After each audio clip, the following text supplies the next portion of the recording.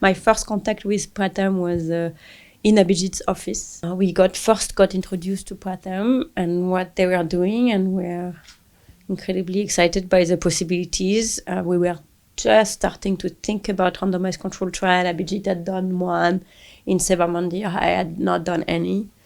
And we had a chance to go visit in the Bombay offices. From this first meeting, despite whatever impression we gave, started a collaboration that has been, an amazing journey. I think for both organizations, we like to say that we go up together, and our organizations go up together. And I think certainly I grew up with Pratham as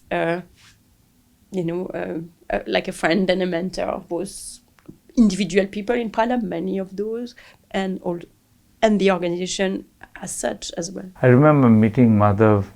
He came to MIT, I'm going to say 96 or 97, I'm going to say. And he just walked into my office with I think a bunch of toys. I remember him with a bunch of pedagogic toys, walking into my office, introducing himself, and we talked. And that's, I think, how I knew about Pratham. I think then this second meeting was more, I think Madhav kind of, as always, had understood that we might be actually useful much before we had understood it. Madhav always understands faster than most people. So I think he had then contacted us, and we talked about the Balsaki program. I think the first stages of our relationship, Madhav saw in us maybe some potential, which I don't think we understood. As often is the case with Madhav, he's just 2 steps ahead of the rest of the world.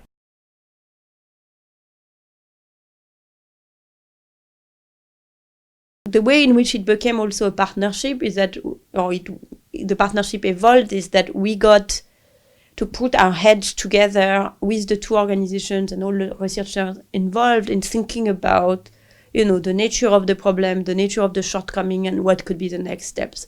Putting together completely as equal what our thinking was, what their thinking was, what their experience was, and what we were learning from other projects we were conducting elsewhere. It's been an amazingly rewarding journey, both because eventually we showed that Pratham had developed successful solutions that could be scaled up in India and now elsewhere, but also intellectually because we keep, learning, discovering new things, and every time we meet Madhav and Rukmini, it's like a new discussions about, what's the next frontier.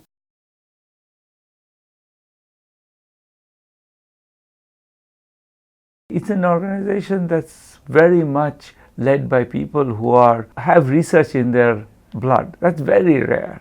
Both Rukmini and Madhav, they understand that, data and evidence is valuable in a way that I think is not just practical, but in a sense deeply intellectual. It's really easy to work with Pratham because at some level this separation between the practical and the maybe more fundamental or something isn't really there. So all conversations are about all of those levels. We have met and worked with many wonderful organizations, but one thing that is really stands out with Pratham is actually in the tagline, every child in school and learning well. And the combination of every child, which is the ambition, is scale. And from the very beginning, it was scale. And at the same time, you, of course, want to learn well. So the ambition is also quality. And often you get, it's hard to do both. So in particular, NGOs are often focusing on the well and sacrificing scale. Or some other large organization might focus on scale, but not do well. And Pratham really always wants to do the 2 together. And I think that's the source of this really action, like the insistent on the research and finding out what works, because otherwise how you're going to do well at scale.